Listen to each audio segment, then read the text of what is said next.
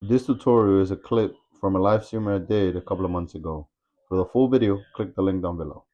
Enjoy. So right away, I'm gonna point out one thing that I used to do a lot before was capture the shoulder levels, capture shoulders, and then capture hip. I can see that that contrapposto or counterbalance is in play here.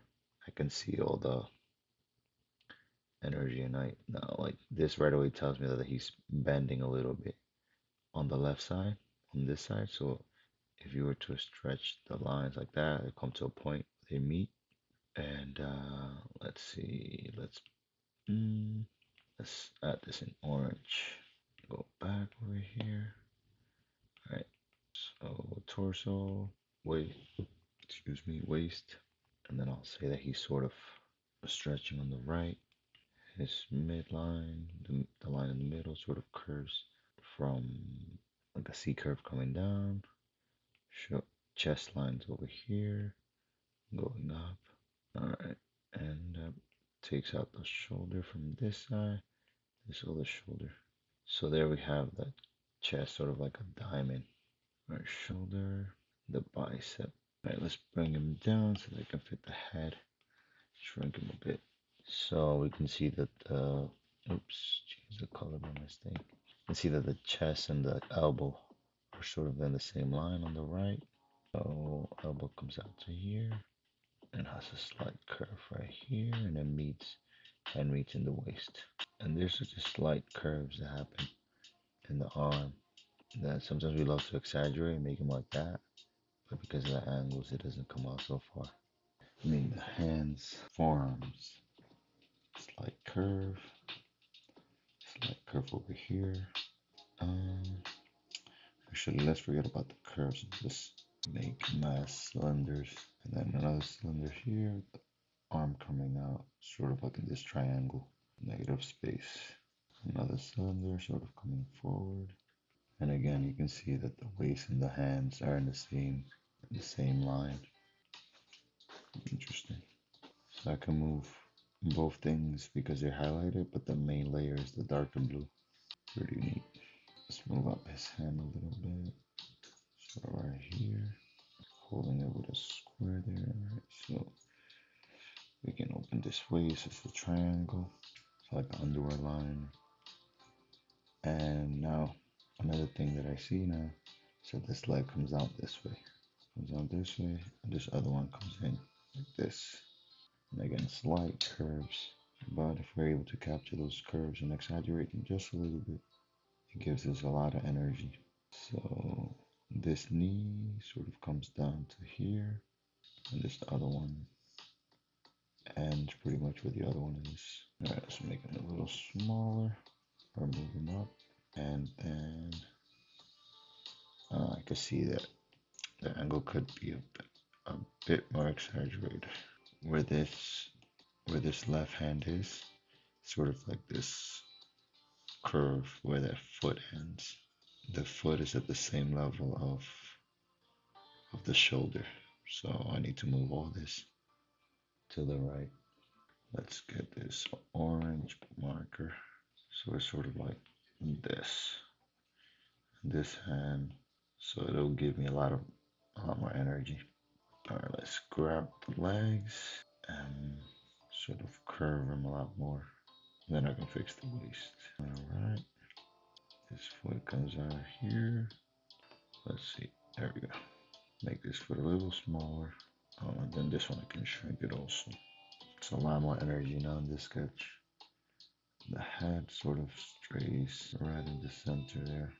Maybe this leg also can be curved a lot more inward, a little bit more into the hip. Make this a little bigger. Okay, pretty serious. Not much emotion in his face, although his beard's covered in most of his face. Let's just make his eyes for the sake of it like this. Alright, that's a basic skeleton. Now let's go again. Let's make this guy purple. So lock the alpha, fill in layer, and here we have a purple guy. Purple lineup. Okay. Let's see again. Alright, so this last drawing, I'm gonna be making it a lot more serious using this guidelines. Let me lower the opacity in this one, like all the angles. So now I'm using all these guidelines, which don't need to connect, just as guides. Shoulder a little bit more in. The bicep starts from there, and then the forearm will come in, and there's a curve too in this muscle here that I didn't notice when I was making the skeleton. Pushes the hand a little lower. My hand look like AI art, like AI art did my hands. Okay, the collarbone. Yes, I didn't mention anything about the collarbone, but in this one is sort of marking, sort of curving down instead of a straight line. And it's because he's also leaning a little forward. Alright, shoulder muscles sort of hinted at, and bicep comes out this way. This guy's pretty cut up, which helps to see the anatomy behind the structure. But all the muscles don't have to close or connect fully, but it does help to guide the anatomy right and see all the muscles in the right places. Okay, it's just like curve here, the wrist bones, and the head. We can make a big square for now, big rectangle. Have the ear. Alright, let's add the mustache. The beard pretty much takes over the chin. Close it up here and make this dark to indicate that there's shadows. His nose is pretty um, triangular. He has some sunglasses. I know you guys can see the reference, but it helps me to say it out loud so that I know what I'm drawing. So I'm focused on that. Because sometimes we're drawing something, but we're thinking about something else. So this helps. Alright, so, oops, the ear. Move it up a little bit. Okay, okay. Yeah, using Prisma, what is it called again? Prism Live Studio is a pretty neat thing on the iPad. You can stream on multiple places at the same time, and it's free. It's still in beta mode, beta testing, but it's pretty cool that you can screen share your streams. Yeah, and it allows you to make these VTubers, which are the little picture on the right. And right now I just have a placeholder there, but eventually I want to make it like pretty much have four emotions you can give it, and it can, as you speak and stuff, it moves and stuff. So right now it's just in place, my little campesino character. All right, so we have something. Oh yeah, I didn't forget that you can just take away all these tools. Just leave like more blank canvas. All right, so let's do his hand. And the hands can be tricky, but there's all these like little curves to accent the finger and the knuckle and just hint that is a hand. Let's take away this, guys. Alright, here we go. Rib cage, ab muscles. This guy's a pretty good model for anatomy. You can see all the muscles, and then you see all the like the angles that the muscles are moving. His belly button's right there. His rib cage. Okay. And, oops. And just delete this alone. Erase away. Close that and hide those things again. Okay. Oh yeah, the head comes out here. Let's yeah, let's darken this out. Why not? The glasses. Let's fill it up. Let's hint the beard. Where the chin is. Then this is all in shadow. Then I can draw a little bit with the eraser. Alright. Alright, here's some short shorts. And having this pass through at first, it helps out a lot because we're just trying to capture the energy, capture the motion, and see what angles need to be, where everything needs to be, the negative space. Definitely, it's a, you know, it's a takes a bit more time, but everything fits more anatomically correct, and then the energy you want to capture gets transplanted a little easier. Okay, so here I'm just gonna do the bone, the shin bone. Add a muscle right here, and this shadow is pretty harsh shadow right here, and scratch area. And I'm not too fond of the legs, so I always, uh, well, they're the last thing I draw anyways because they're on the bottom. But I tend to have a hard time sometimes with the kneecap, connecting the kneecap to um, the bottom part of the leg.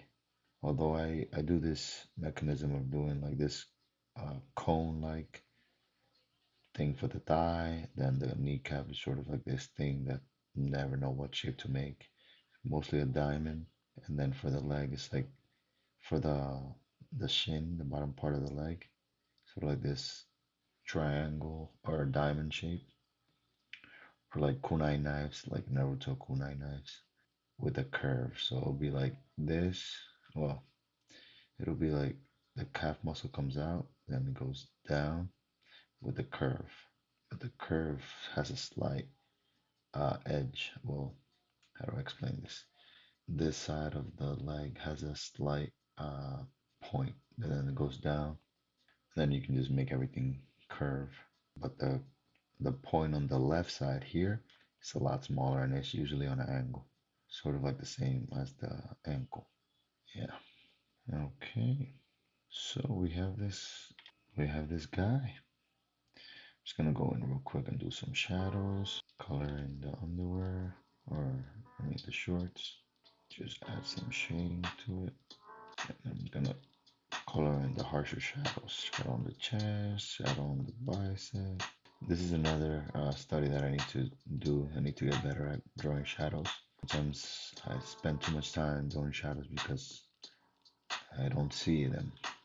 I just sometimes I draw what I think I'm looking at instead of what I'm really looking at. So shadow shape language is also really important to tell your characters and well to make your character stand out and not make them like muddy shadows. So and I think I did this like a little too long. So maybe we can shrink it up. Yeah, but I definitely like this the energy in this a lot better than the previous ones. Maybe this head, oops, go a bit higher, just stretch it out. And darken in this part, this part. Let's hide this guy now. I'm pretty happy with that. Just color in the shoes. Alright, and let's move this. It's gonna make a good thumbnail. And let's move this leg.